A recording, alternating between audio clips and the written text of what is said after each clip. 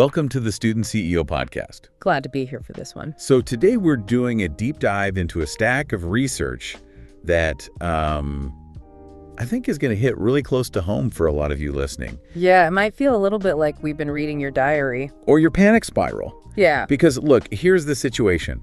You're a student, you have exams, you have a social life. Hopefully, maybe you're working a part-time job at a coffee shop, in the library. But you also have this itch. Right, you want to build something. Exactly. You want to start a business. It's that feeling of wanting to get ahead before you even graduate. But the problem is the advice out there. You open Instagram or TikTok, and what do you see? It's all rise and grind. Sleep when you're dead. Yeah, it's this aggressive hustle culture that tells you if you aren't waking up at 4 a.m. to cold call leads, then you just don't want it bad enough. Which is incredibly dangerous advice for a full-time student. It's completely toxic. If you try to apply that tech CEO framework to a full course load, you don't just burn out, you crash. And you probably fail your midterms. Exactly, and we have the data to back that up now. When we looked at the source material regarding student mental health, the numbers are honestly alarming. We're seeing that over 3/4 of college students reported moderate or high stress in just the past 30 days. 3/4. I mean, that is a massive number. It is. And the most concerning part isn't just that they're stressed. It's that the majority reported these mental difficulties were directly harming their academic performance. So there's this huge conflict. Right. You want the financial freedom and the thrill of a business, but the traditional way of doing it creates a pressure cooker that tanks your GPA. So the mission for this deep dive is to see if there's a third option. Can you build a legitimate business without dropping out or having a total breakdown? You can, but you have to completely reject the hustle advice. The method we're looking at today is a 5-hour business system and a 10-step guide specifically designed for the reality of being a student. 5 hours a week. That is the constraint. That's the hard ceiling. The goal is to prove that starting a digital business is manageable, but only if you respect the constraints of reality. Okay, so here is the roadmap for today. We're going to cover the science of why your current multitasking strategy is actually destroying your brain and your business. We're going to look at 3 specific business models that actually fit into that 5-hour box. Then we'll get into the Sunday system for scheduling. And finally, the part everyone is scared of, which is the legal setup. The boring but critical stuff. We'll make it interesting, I promise. But let's start with the science. Because I think a lot of students, myself included back in the day, wear multitasking like a badge of honor. You know the vibe. Laptop open to a lecture, phone in hand, texting a friend, and you're designing a logo in another tab. And you feel like a productivity machine. I feel like a wizard when I do that. But cognitive psychology tells a very different story. The source material highlights a concept called switch costs. See, we think we're multitasking, but the brain literally cannot do that. What you're actually doing is fast switching. So it's just toggling back and forth really quickly. Exactly. And every time you switch from the professor's voice to your phone, then to the logo design, your brain has to reorient to the new rules of that task. It's like closing a heavy application on your computer and opening a new one. It takes energy. It buffers. It buffers. Psychologists call this cognitive leaks. The literature suggests you can lose up to 40% of your performance when you switch repeatedly like that. 40%. That is huge. It's massive. So if you're trying to build your business in these little 5-minute bursts between classes or during lectures, you aren't just wasting time. You're actively degrading your ability to do schoolwork and your ability to build the business. You're doing both badly. Yes. That explains why the daily drip approach feels so exhausting. You end the day feeling like you ran a marathon, but you look at your to-do list and nothing is actually done. Precisely. A student business cannot be a daily drip of constant interruption. It must be built on batching. You have to compartmentalize the business to protect your brain for the actual reason you're at university, which is your degree. Okay, so we need a batch. Yeah. And we have a hard limit of 5 hours a week. Sure. If we accept that constraint, that really limits what kind of business we can start. Right. I mean, you can't build the next Facebook or a high-maintenance agency on 5 hours a week. No, you can't. And that's where most students go wrong. They pick a model that requires 40 hours and they only have 5. Right. The source material outlines 3 specific models that fit this constraint. They all share the same DNA: fixed scope, minimal meetings, and asynchronous delivery. Asynchronous. That is the magic word. It is. It means you don't have to be there in real time. Let's unpack these. What's the first model? The first is an asynchronous audit microservice. Audit sounds a little dry. like I'm an accountant or something. It doesn't have to be. Think of it as a critique. You're selling your ability to look at something and improve it. Okay, like what? The examples in the guide are things like a resume or LinkedIn audit, a scholarship essay structure review, or even a fitness habit plan. But how is this different from tutoring? Because I know plenty of students who tutor, and it just eats their schedule alive. They have to coordinate times, get on Zoom, the kid cancels, it's a mess. Exactly. Tutoring is synchronous. You have to be there. The audit model is different. The client sends you their material, say their resume. You review it on your time. Maybe that's 6 a.m. on a Saturday. Maybe it's midnight on a Tuesday. So I'm not on a call with them. No calls. You use a tool like Loom to record your screen and your voice as you walk through their document. You say, hey, move this here, change this word, fix this formatting. You send that video and the annotated document back to them. Transaction over. I see. It's productized. I pay a fixed price. I get a fixed deliverable. And critically, there is no scope creep.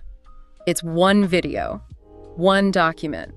You aren't committed to a 3-month mentorship. That is huge for protecting your time. Well, what's the second model? The second is a micro-digital product. This is the classic build once, sell repeatedly model. Now, when I hear digital product, I immediately think of influencers selling $2,000 courses on how to get rich. We are definitely avoiding that. Good. Because who is going to buy a how to get rich course from a broke college student? Nobody. The micro part is key here. You're solving immediate specific problems for people in your ecosystem. Give me an example of what that looks like on a campus. Think about student clubs. Every campus has hundreds of them. The chess club, the rugby team, the debate society.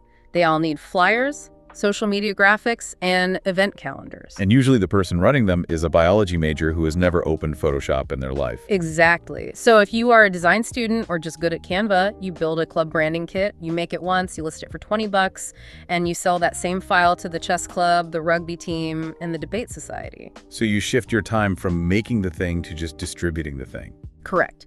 Other examples were a Notion exam week planner or a specific spreadsheet for tracking internship applications. I really like the internship one because that is a nightmare process. It is. If you have a system that works, package it and sell the system. Okay, so we have the audit and the products. What is the third model? The weekly digest newsletter. Newsletters are everywhere right now, but again, doesn't that require a ton of writing? If I have 3 essays due for my English Lit class, the last thing I want to do is write a newsletter. That's a valid fear. But the key distinction here is digest. You aren't writing a novel.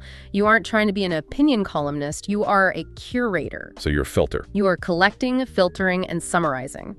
A great niche mentioned in the source material is internships for first-gen STEM students. Oh, that is smart, because there's so much noise out there. Exactly. You spend your 5 hours a week scouring the web, finding the 10 best opportunities, summarizing them in 2 sentences each, and hitting send. You're saving people time.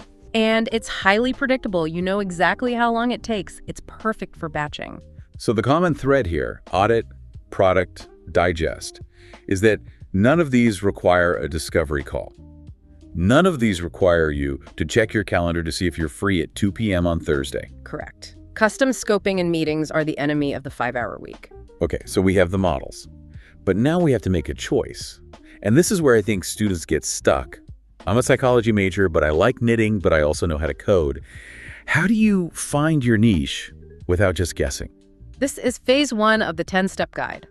The biggest mistake students make is looking out there for a trend. Oh, AI is hot, I'll do AI. Even though they know nothing about it. Exactly. You have to look in here. Finding a niche is the intersection of 3 things: a personal interest or skill, a real problem you observe, and this is the one people forget, a willingness to pay. And the guide argues that students actually have a massive advantage here, right? A huge advantage. You are physically immersed in specific communities all day long. If you are a nursing student, you know exactly what other nursing students are struggling with.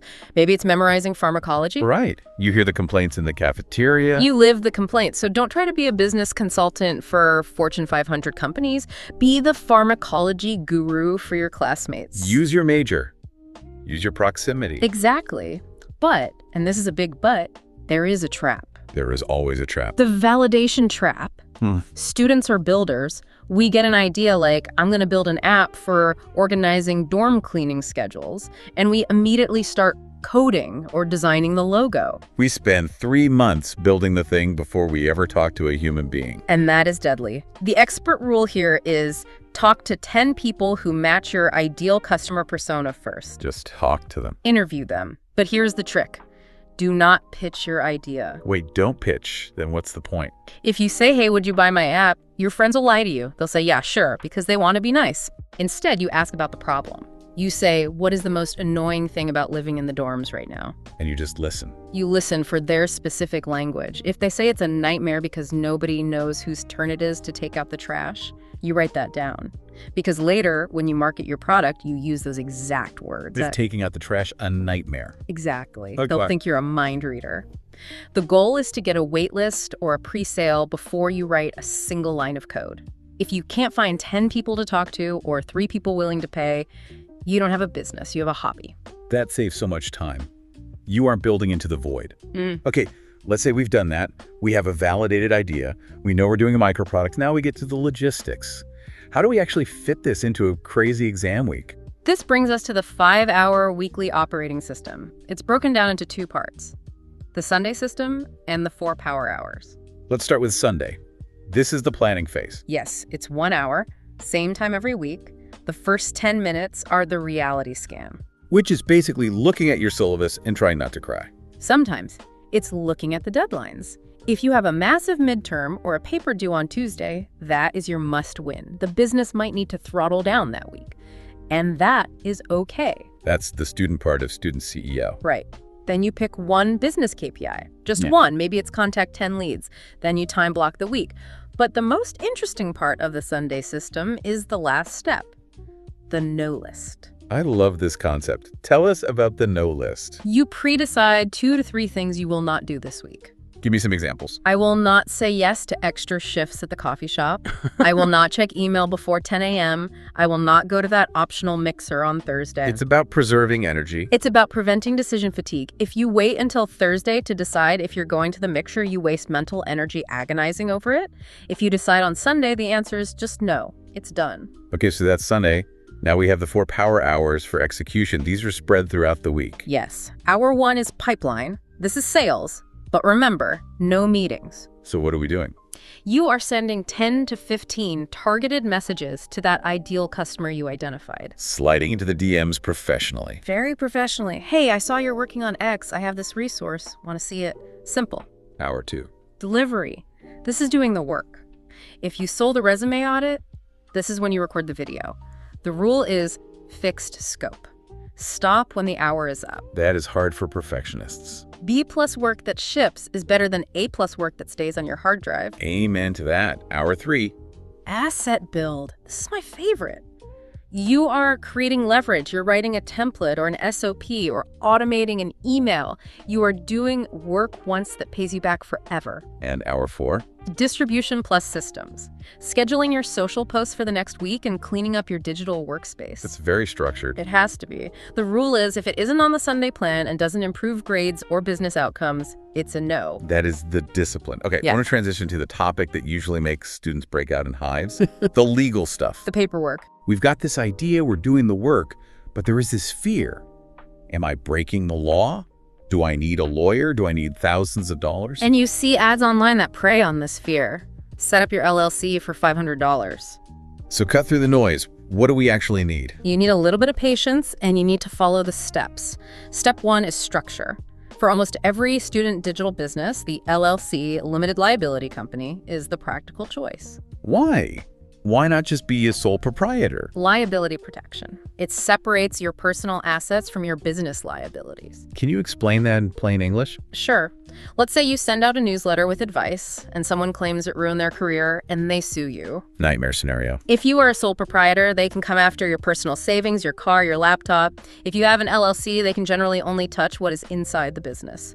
It puts a wall between you, the student, and you, the CEO. We like walls, so how do we get one? You register with your Secretary of State. This varies by state. It can be $50, it can be a few hundred.